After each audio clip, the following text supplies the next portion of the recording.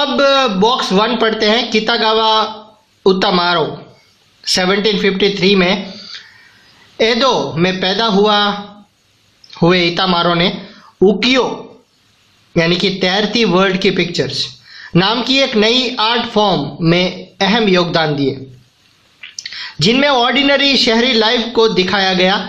इनकी printing copies Europe और America पहुंची और माने यानी कि मोने और वैन गॉग जैसे आर्टिस्ट को इम्प्रेस किया। त्सुतुया यानी कि जुजुबारो जैसे पब्लिशर्स ने विषय चुनकर आर्टिस्ट से उन पर पेंटिंग बनाने का करार किया जाता। फिर पेंटर विषय की रूपरेखा यानी कि एक लाइन बनाता। इसके बाद स्किल्ड वुडन ब्लॉक कार्वर जो थे आर्टिस्ट द्वारा बनाई गई रूपरेखा को तख्ती पर चिपकाकर उसकी आकृति को उकेर लेते थे। इस प्रोसेस में ओरिजिनल ड्राइंग तो गायब हो जाता था पर उसकी प्रिंट बच जाती थी। फिगर 3 में आप देख सकते हैं कि कितागावा उतामारो की एक उकियो प्रिंट। फिगर 4 में सुबह का नज़ारा जिसे सुनमन कुबो ने तैयार किया है 18th सेंचुरी के एंड में। तो अब सेकंड पॉइंट पढ़ते हैं, वो है प्रिंट कम्स टू यूरोप, कि यूरोप में प्रिंट किस तरह से पहुंचा। सदियों तक चीन से सिल्क और स्पाइसेस सिल्क रूट से यूरोप आते रहे थे। 11th सेंचुरी में चाइनीज पेपर भी उसी रास्ते पर वहां पहुंचा। कागज ने स्क्राइब द्वारा सावधानीपूर्वक लिखी गई मैन्युस्क्रिप्ट के प्रोडक्शन को मुमकिन बनाया। फिर 1295 में मार्को पोलो नाम के ग्रेट एक्सप्लोरर चीन में काफ़ी समय तक खोज करने के बाद इटली वापस लौटा। जैसा कि आपने ऊपर पढ़ा कि चीन के पास वुडन ब्लॉक वाली प्रिंटिंग की टेक्नोलॉजी पहले से ही मौजूद थी। मार्को पोलो ये नॉलेज अपने साथ लेकर लौटा। फिर क्या था, इटालियंस भी वुडन ब्लॉक प्रिंटिंग से बुक्स निकालने लगे और जल्द ही ये टेक्नोलॉजी बाकी यूरोप में फैल गई। प्रिंटिंग बुक्स को सस्ती वल्गर बनाने वाले एरिस्टोक्रेटिक सर्कल और रिच मोनेस्टिक के लिए प्रिंटिंग बुक्स के लग्जरी एडिशन अभी भी वेरी रिच एक्सपेंसिव वेलम या चमड़े पर ही छपते थे। मर्चेंट्स और यूनिवर्सिटीज के विद्यार्थी चीपर प्रिंटेड कॉपीज खरीदते थे। न्यू वर्ड्स में वेलम है जिसे चमड़े के ऊपर लिखा जाता था, उसे वेलम कहते हैं। तो बुक्स की मांग बढ़ने के साथ साथ पूरे यूरोप के बुक सेलर्स अलग अलग देश में एक्सपोर्ट करने लगे। अलग अलग जगहों पर बुक मिलने लगे। बढ़ती मांग को पूरी करने के लिए हैंड रिटन मैन्युस्क्रिप्ट के प्रोडक्शन के भी नए तरीके सोचे गए।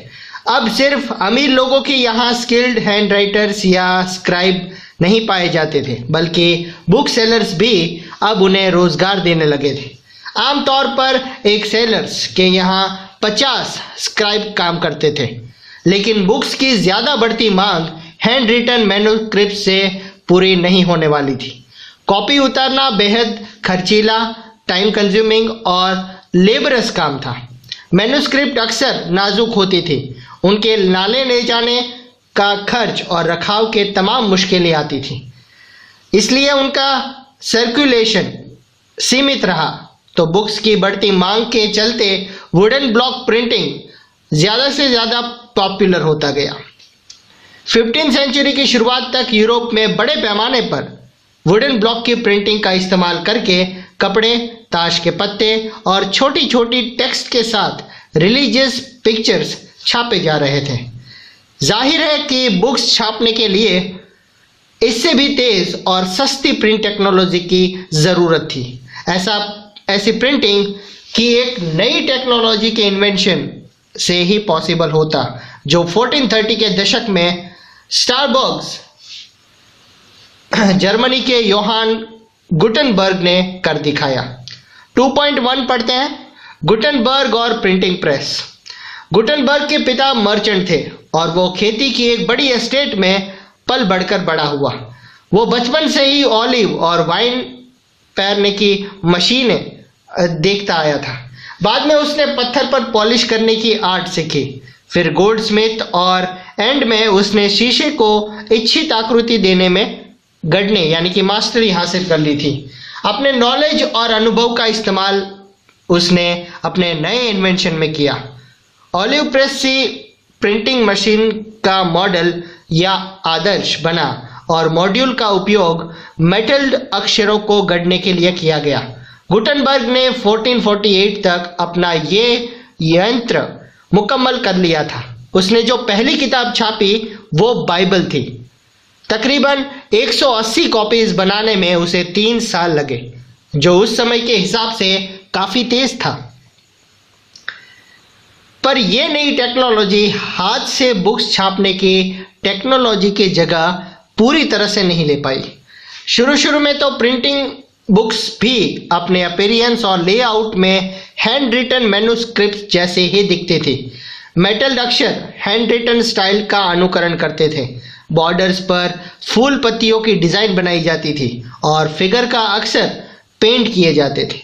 अमीरों के लिए बनाई बुक्स में छपे पन्ने पर हाशिए की जगह खाली छोड़ दी जाती थी और हर खरीदार अपनी रुचि के हिसाब से डिजाइन और पेंटर खुद तय करके उसे संवार सकता था।